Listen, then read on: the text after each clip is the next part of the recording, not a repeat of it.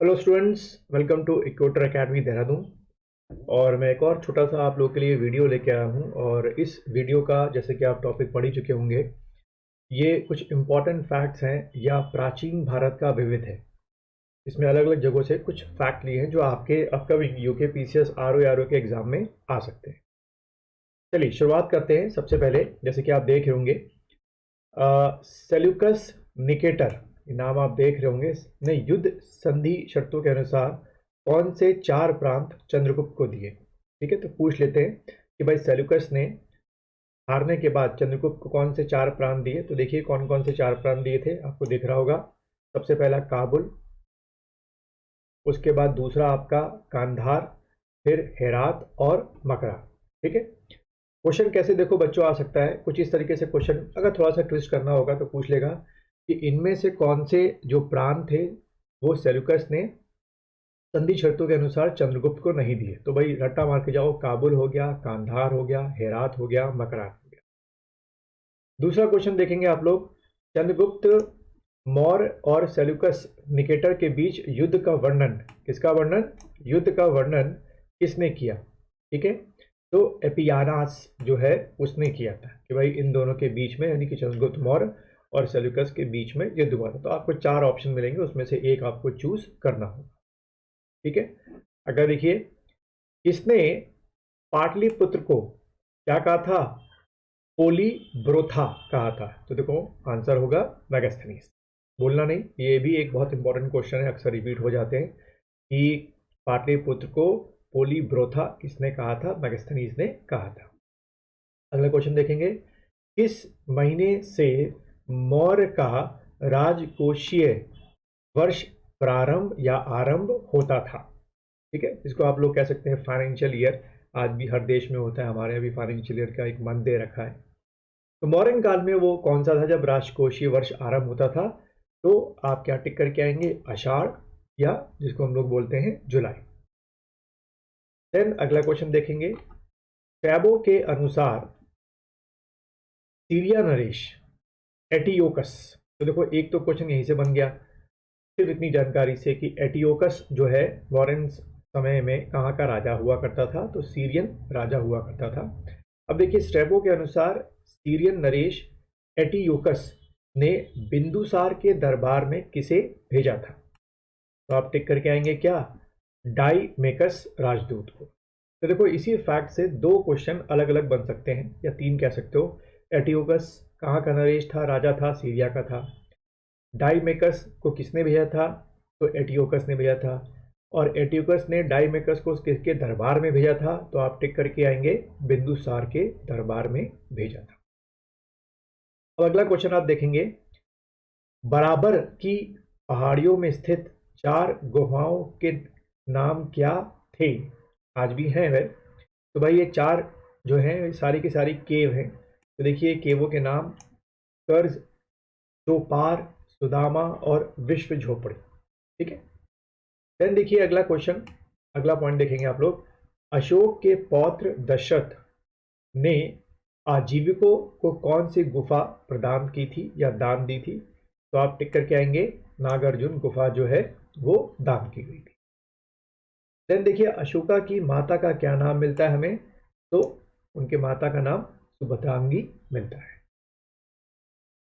ठीक है, हमारे ये कोर्सेज चल रहे हैं इस समय। आप लोग मेरी इक्वेटर दून ऐप है, वहाँ पे आइए और ये कोर्स वहाँ से आप परचेज करके अपनी तैयारी शुरू करें।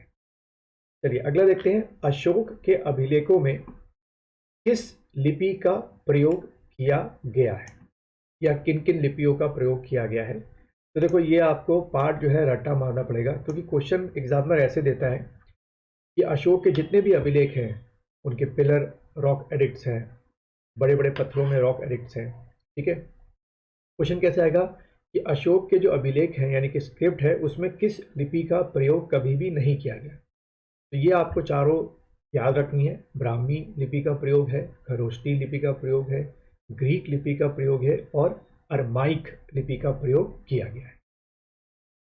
अगला क्वेश्चन देखेंगे, अशोक के किस शिलालेख अभिलेख में पशु बलि यानी सैक्रिफाइस ऑफ एनिमल, पशु बलि की निंदा की गई है। तो आप टिक करके आएंगे पहला शिलालेख, वहां पे ऑप्शन कैसे होंगे, first, third rock edict, fourth rock edict, sixth rock edict.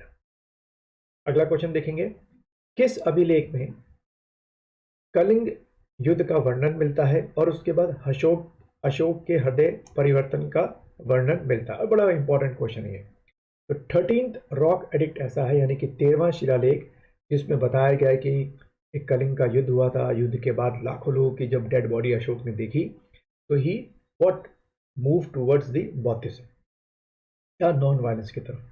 Ashok का कौन सा अभिलेख सबसे लंबा है, तो आप टिक करके आएंगे 7वां। अभी तक हम लोग पहला, 13वां और 7वां पढ़ चुके हैं। अशोक का कौन सा अभिलेख ग्रीक और आर्माइक भाषाओं में प्राप्त हुआ है? ठीक है, कौन कौन सी भाषा में? ग्रीक और आर्माइक भाषाओं में प्राप्त हुआ है। स्पेसिफिक पूछ रखा है आपसे, तो देखो आप आंसर मैंने लिखा हुआ आगे, आप टिक करेंगे शान ए कुना अभिलेख। फिर अगला देखेंगे आप लोग, बिना वर्षा के अच्छी खेती जो भूमि करती थी उसे क्या कहा जाता था? अदेव मात्रक। बिना वर्षा के अच्छी खेती होने वाली भूमि को क्या कहते थे? अदेव मात्रक। स्वतंत्र वैश्यावृत्ति को अपनाने वाली, यानी प्रोस्टिट्यूशन को अपनाने वाली महिलाओं को क्या कहा जाता था? रूपा जीवा कहा जाता। देन सर्वप्रथम भारतवर्ष, हमारे ग्रेट नेशन भारतवर्ष का जिक्र किस अभिलेख में मिलता है? तो आप टिक करेंगे हाथी गुम्फा अभिलेख में मिलता है। पूछ सकता है कौन सा अभिलेख, चारों में से भारतवंश नाम लिखा हुआ है, तो आप बच्चों टिक करना हाथी गुम्फा अभिलेख। उसके बाद देखेंगे, रेशम बुनकर की श्रेणियों की जानकारी किस अभिलेख से प्राप्त होती है? मंदसौर अभिलेख से। लिखा है कि भाई उस समय रेशम बुनकर जो है वो हुआ करते थे। फिर उसके बाद प्राचीनतम सिक्कों को क्या कहा जाता था? आहत सिक्के कहा जाता था। बोलना नहीं, आहत सिक्के, या पूछेगा आहत क्या चीज हुआ करती थी? प्राचीनतम सिक्के। फिर देखिए अगला फैक्ट, प्राचीनतम सिक्कों को साहित्य में क्या कहा जाता था? तो कशापण कहा जाता था। सर्वप्रथम सिक्कों पर लेख, यानी कि सिक्कों पर राजा के बारे में या उस राज्य के बारे में लिखने की जो प्रथा थी, जो ट्रेडिशन था, वो किन शासकों ने शुरू किया? तो आप टिक करके आएंगे बच्चों, यवन शासकों ने शुरू किया था। और एक लास्ट पॉइंट, विष्टि क्या हुआ करता था? तो मौर्य काल में बेगारी को विष्टि कहा जाता था। तो उम्मीद है आपको ये जो छोटा सा वीडियो है प्राचीन भारत की तो विविध फैक्ट हैं वो पसंद आया होगा। अगर पसंद आया है तो लाइक कीजिए, जितना सा ज़्यादा हो सकता है लाइक कीजिए, और अपने दोस्तों के साथ इसे शेयर कीजिए। मिलते हैं फिर नए लेक्चर में किसी और टॉपिक के साथ, और अपनी UKPCS की RO की जो तैयारी है वो बिल्कुल अपडेट रखें, कोई कंपटीशन इस बार बहुत हाई रहेगा।